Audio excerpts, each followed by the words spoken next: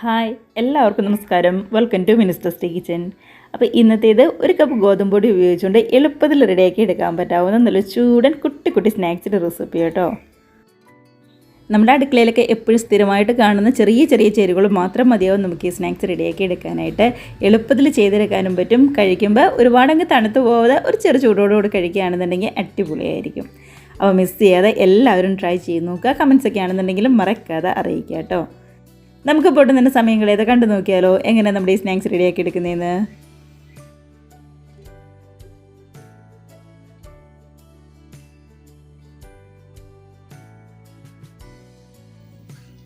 അപ്പോൾ നമ്മുടെ ഈ സിമ്പിൾ സ്നാക്സ് ഉണ്ടാക്കിയെടുക്കാനായിട്ട് നേരം നമുക്ക് ചെറിയൊരു മിക്സ് തയ്യാറാക്കിയെടുക്കണം.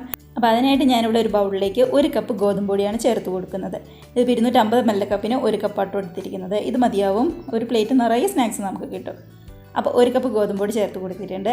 അതിനകത്തേക്ക് ഇനി നമുക്ക് ചേർത്ത് കൊടുക്കേണ്ടത് നല്ല പൊടിയായിട്ട് ചോപ്പ് ചെയ്ത ഒരു മീഡിയം സൈസുള്ള സവാളയാണ്. അപ്പോൾ സവാള ഒരുപാട് വലിപ്പത്തിലൊന്നും അല്ലാതെ ഇതേപോലെ ചെറുതായിട്ടൊന്ന് ചോപ്പ് ചെയ്യാനായിട്ട് ശ്രദ്ധിക്കുക. കൂടെ തന്നെ വേണ്ടത് ഒരു മീഡിയം സൈസുള്ള ക്യാരറ്റും അതേപോലെ തന്നെ നന്നായിട്ട് തന്നെ ചോപ്പ് ചെയ്തെടുത്തതാണ്. അപ്പോൾ ഇത് രണ്ടും നമ്മുടെ ഈ ഗോതമ്പ് പൊടിയിലേക്ക് നമുക്കങ്ങ് ചേർത്ത് കൊടുക്കാം.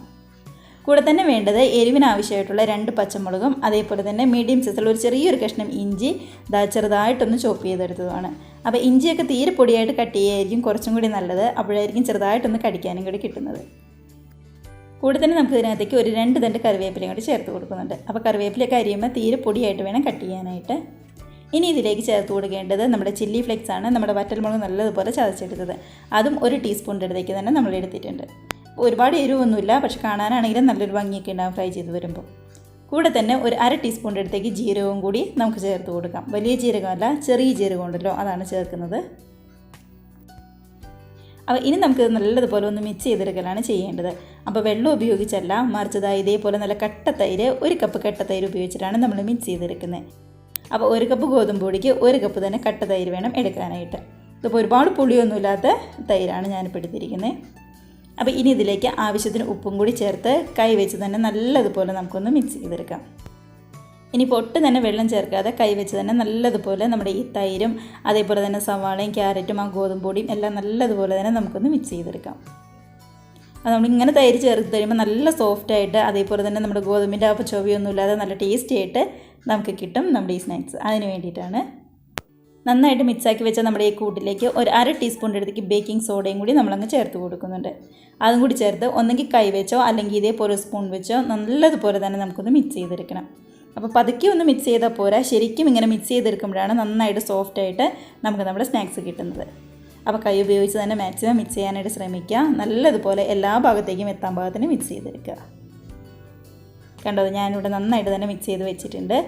അപ്പോൾ ഇനി നമ്മളിത് ചെയ്യേണ്ടത് ഒരു 10-15 മിനിറ്റെങ്കിലും ഒന്ന് റെസ്റ്റ് ചെയ്യാനായിട്ട് മാറ്റി വയ്ക്കലാണ്. അപ്പോൾ ഒരുപാട് സമയമൊന്നും വേണ്ട, ഒരു 15 മിനിറ്റിനടുത്ത് മാത്രം മതിയാവും. അപ്പോൾ അതവിടെ ഇരിക്കട്ടെ. നമുക്കിപ്പോൾ സമയമുണ്ടെങ്കിൽ ഒരു 15 മിനിറ്റ് മുതൽ അരമണിക്കൂർ വരെ വയ്ക്കാം. അപ്പോൾ അരമണിക്കൂറൊക്കെ വെച്ച് കഴിഞ്ഞാൽ കുറച്ചും കൂടി നല്ല സോഫ്റ്റായിട്ട് നമ്മുടെ മിക്സ് നമുക്ക് കിട്ടും. ഇപ്പം ഞാനിവിടെ ഒരു അരമണിക്കൂർ വെച്ചതിന് ശേഷം എടുത്തതാണ്. അപ്പോൾ നല്ലപോലെ നന്നായിട്ട് സോഫ്റ്റായിട്ട് നമുക്ക് ഈ മിക്സ് നമുക്ക് കിട്ടിയിട്ടുണ്ട്.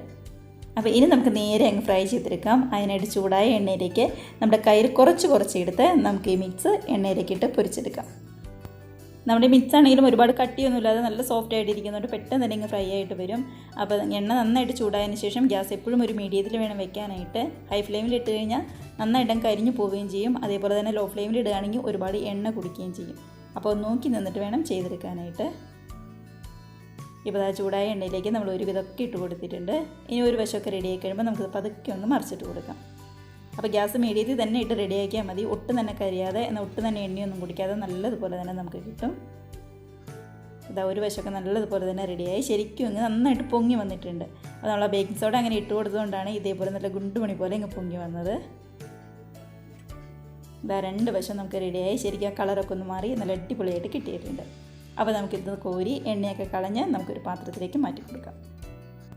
അപ്പോൾ നമ്മുടെ ഏറ്റവും എളുപ്പത്തിൽ ഉണ്ടാക്കാൻ പറ്റാവുന്ന സ്നാക്സാണ്. നമ്മുടെ മിക്സ് റെഡിയാക്കാനാണെങ്കിലും ഒരുപാട് താമസമോ അങ്ങനെ ഒന്നും തന്നെ ഇല്ല, പെട്ടെന്ന് തന്നെ റെഡിയാക്കി എടുക്കാനും പറ്റും. അപ്പോൾ എല്ലാവരും ഇതേപോലെ ഒന്ന് ട്രൈ ചെയ്ത് നോക്കുക. ഉറപ്പായിട്ട് നിങ്ങൾക്ക് ഇഷ്ടമാവും. ഒരു 15-20 മിനിറ്റ് ഒന്ന് റെസ്റ്റ് ചെയ്യാൻ വെക്കേണ്ട താമസം മാത്രമേ ഉള്ളൂ ശരിക്കും പറഞ്ഞാൽ. അപ്പോൾ അടുത്ത ബാച്ചും നമ്മൾ അതേപോലെ തന്നെ ചെയ്തെടുക്കുവാണ്. അപ്പോൾ കണ്ടല്ലോ, ഇത് ഇത്രയേ ഉള്ളൂ നമ്മുടെ സ്നാക്സ് എന്ന് പറയുന്നത്. എളുപ്പത്തിൽ റെഡിയാക്കി എടുക്കാനും പറ്റും. കഴിക്കാനാണെന്നുണ്ടെങ്കിലോ നല്ല പഞ്ഞി പോലുള്ള സൂപ്പർ ടേസ്റ്റുള്ള സ്നാക്സും കൂടിയാണ്. എല്ലാവരും ഒരിക്കലെങ്കിലും ട്രൈ ചെയ്ത് നോക്കാം. ഉറപ്പായിട്ട് നിങ്ങൾക്ക് ഇഷ്ടമാവും. കണ്ടോ, ഉള്ളൊക്കെ ആണെന്നുണ്ടെങ്കിലും നല്ല പഞ്ഞി പോലെ സോഫ്റ്റ് ആയിട്ടിരിക്കുന്ന ഒരു സ്നാക്സാണ്. അപ്പോൾ നമ്മുടെ കയ്യിൽ എപ്പോഴും കാണുന്ന ചേരുവകൾ ഉപയോഗിച്ചുകൊണ്ട് എളുപ്പത്തിൽ റെഡിയാക്കി എടുക്കാൻ പറ്റാവുന്നത് തന്നെയാണ്. ട്രൈ ചെയ്ത് നോക്കുക. കമൻസൊക്കെ ആണെന്നുണ്ടെങ്കിലും മറക്കാതെ അറിയിക്കുക കേട്ടോ. മാത്രമല്ല വീഡിയോ ഒക്കെ നിങ്ങൾക്ക് ഇഷ്ടമായിട്ടുണ്ടെങ്കിൽ ഒന്ന് ലൈക്ക് അടിച്ച് മറ്റുള്ളവരിലേക്ക് ഷെയറും കൂടി ചെയ്യാനായിട്ട് മറക്കല്ലേ. അതേപോലെ തന്നെ ആദ്യമായിട്ട് നമ്മുടെ ചാനൽ ആരെങ്കിലും കാണുന്നവരുണ്ടെങ്കിൽ ഈ വീഡിയോ റെസിപ്പിയൊക്കെ നിങ്ങൾക്ക് ഇഷ്ടമായിട്ടുണ്ടെങ്കിൽ നമ്മുടെ ചാനലും കൂടി സബ്സ്ക്രൈബ് ചെയ്ത് സപ്പോർട്ട് ചെയ്യുക കേട്ടോ. അപ്പോൾ നമുക്ക് ഇതേപോലുള്ള പുതിയ നല്ല അടിപൊളി വീഡിയോസ് റെസിപ്പീസൊക്കെ ആയിട്ട് വീണ്ടും കാണാം. അതുവരെ എല്ലാവർക്കും ബൈ.